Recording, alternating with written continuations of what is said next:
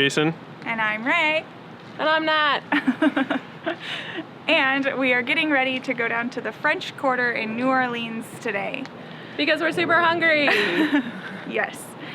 The plan is to find food, get a hurricane, get some beignets, and then watch the parades this afternoon. And drink a lot. So let's go check it out.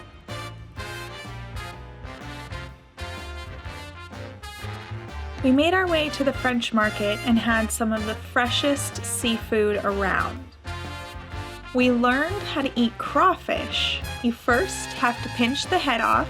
Sucking the juice out is optional. Then peel away the first 2 layers of shell.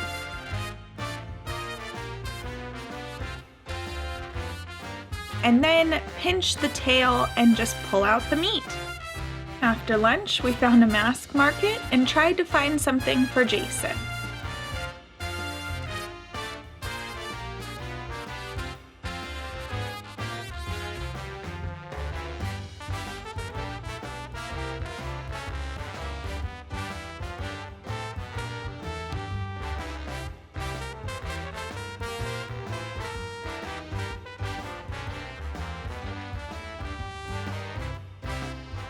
He didn't like any of them.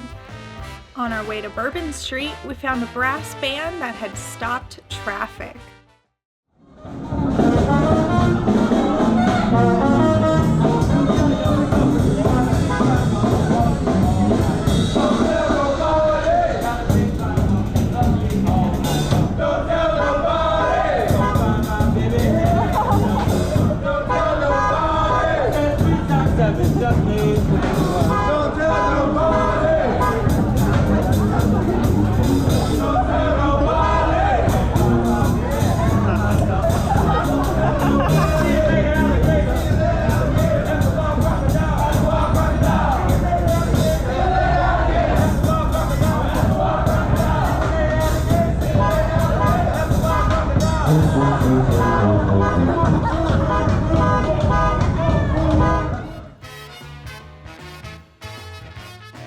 After that, we headed to Pat O'Brien's to get Natalie her first ever hurricane.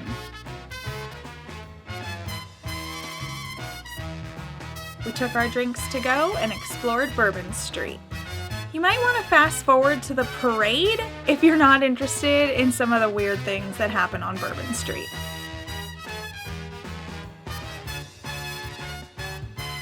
You never really know what you're going to get on Bourbon Street, but we can say one thing for sure. It's entertaining.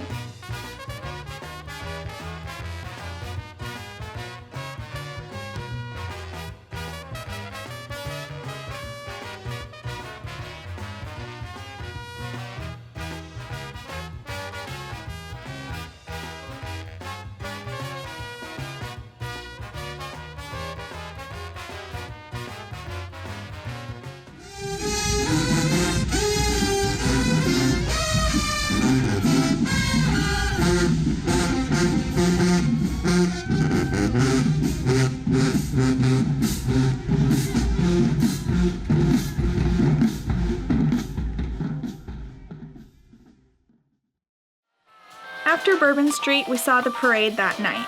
The crew that was being featured this night was Bacchus. Bacchus, in Greek mythology, was the god of wine and vegetation.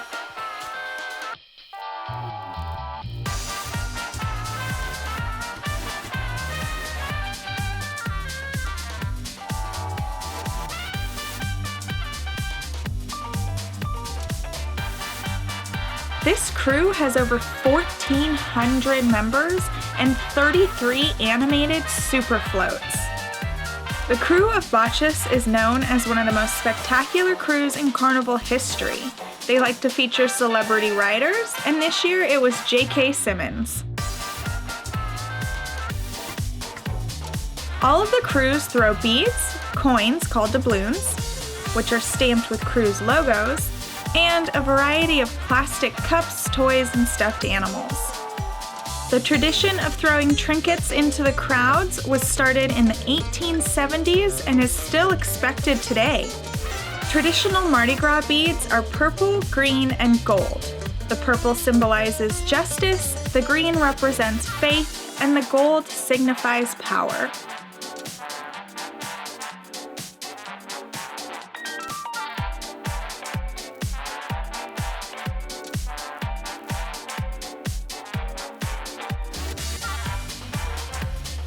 Crews like to tease the crowd with larger beads and prizes. They normally toss those items out to the ones who are dressed up or screaming the loudest.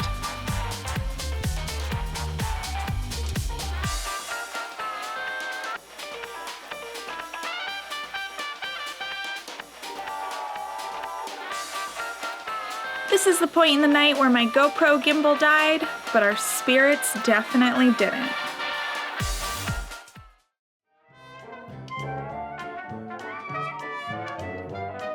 The next morning, we took a walking architecture tour of the Garden District, and it started in a cemetery.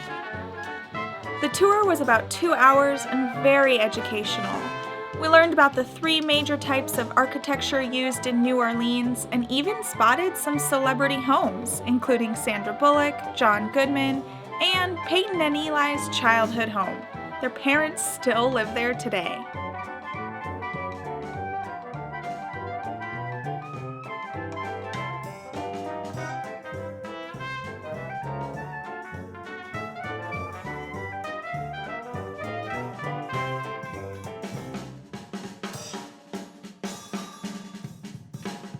Fun fact, this fence is the most expensive fence in New Orleans.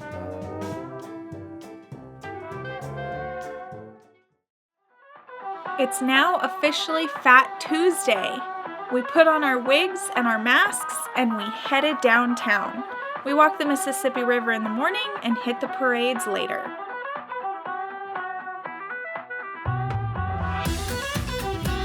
In 1875, Governor Warmoth signed the Mardi Gras Act, making Fat Tuesday a legal holiday in Louisiana, which it still is today, and the locals definitely are out celebrating.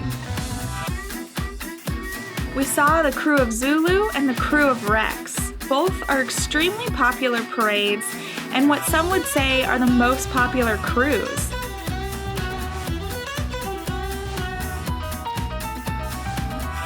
Those who ride floats in the major Mardi Gras parades wear masks because the rules of their crew generally require that they do so. It's an aspect of the role of secrecy in the Mardi Gras organizations.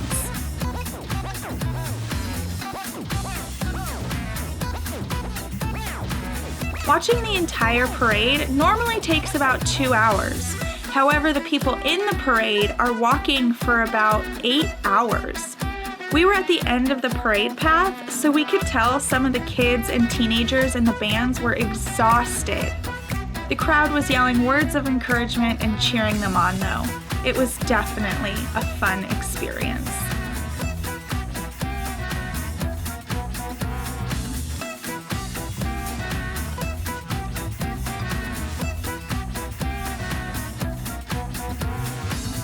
Hey guys! So it has been probably over a week since we started this vlog. Needless to say, Mardi Gras got the best of us and we're back, we're alive, we made it, and we have souvenirs. Yeah, so we heard that you can't take these off until Lent is over. That's what someone told us down at Mardi Gras. We've never been, so. Yeah, so I guess we'll have these on for quite a while. Yeah, it's been kind of weird showering with them. They're starting to smell, but they still look fresh as hell. Anyway, we did have a great time in New Orleans. As you can tell, we're not at the same campsite. We have moved to Mississippi and officially said goodbye to Louisiana. We realized that there was actually a lot of history behind Mardi Gras that we didn't know. We honestly just went as tourists. We heard it was a great party to go to, you know, a bucket list item, and so that's why we went, but it was really interesting getting to learn the history behind the parades and, you know, what the different days meant. We got to know a little bit about each crew, which is what they're called in the parades, and each crew has, you know, a different number of floats, but I'd say the average was about 30 floats, and parades go for about a month beforehand. So Fat Tuesday is the last day of parades, and it is the busiest, biggest party day. Yeah, the wildest. Yeah, and we did get to see the two largest crews that day, which was Zulu and Rex. So I'm sad we missed the all-girls crew because we came in the day after that they went, but oh well, I guess that just means we have to go again. Yeah. But yeah, so if you're thinking about going to Mardi Gras, we would definitely recommend it. And we realized there's still a big negative stereotype around New Orleans being unsafe, and we didn't feel that. This is our second time there. We went for Halloween, not last year, but the year before, and we flew there. Obviously, we didn't have the RV then, but neither time we felt unsafe. Yeah, it's weird. I've actually felt more unsafe in like Los Angeles, where we're from. Yeah. Walking around downtown late at night than I do walking around the French Quarter late at night. I felt more unsafe in Salt Lake City than I do in New Orleans, and we walk around everywhere. So if you're thinking about going and that's something that's holding you back, I would just say to get rid of that hesitation. Obviously be safe, keep your purse closed, like, you know, don't be dumb. It's definitely not a place that you have to be concerned about, you know, walking around like you're gonna get mugged or stabbed or whatever, you know, people think. It's not like that. And the atmosphere during Mardi Gras was amazing. Everyone was friendly. I mean, obviously, you know, people are drinking, but we've hung out in large party setting areas, and it's just the vibe at Mardi Gras is everyone's there to have a good time. So, and I kind of feel like everyone, in a way, is kind of watching out for each other, too. So if one person saw something, like, shady happening, I think that it's the crowd mentality. Like, they'd shut it down pretty quick. I don't know why I think that. I've never gotten that vibe from a large group setting like this. And so everyone's walking up and down the streets. Everyone's there to have a good time, like I said. So anyway, we can't recommend it enough. Great little history lesson for us as well. If you have any questions, I mean, feel free to comment down below. We learned a lot while we were there. There's still so much more to learn, but we'll try to answer any questions you have. Yeah, New Orleans is definitely a place to return on our list. And if you want any of these beads, let us know, because I really don't know what we're gonna do with them. Yeah, because not, unfortunately, they might end up in the trash. Yeah, they can't weigh us down in the RV. Anyway, yeah, let us know if you have any questions, comments, you want some beads, let us know. We're probably gonna hold on to them for like maybe a couple more weeks. And that's that. So don't forget to like this video, subscribe to join our getaway gang, and we'll see you next time. Bye guys. Oh yeah, I did want to add one thing. We got all of these beads at the parade. We did not buy any, and my tips for getting beads are not to show your tatas, but you stand in the front, so you have to get there early. If you can stand on a ledge or another human, that works too. Get up high and you clap, you make eye contact, and then you just scream. And it's worked every time. Yeah. Being tall helps too. You can practice your jumping skills. Yeah. That's what I do. Don't be afraid to get aggressive and pull them out of someone else's area. Also, being towards the end of the parade, they want to get rid of those beads. So don't be at the complete end, but be close to the end, and they will throw as much as they can out. That's very true. All right, hope that helps. Bye. Quick tips for beads. Be a pretty girl. Stand in the front. Quick tip for beads. Show your boobies. So we had, how did we get up there again? I don't know. I don't like this. There's another one on the bench. Oh God. Oh God. It was a leaf. It was a leaf that fell.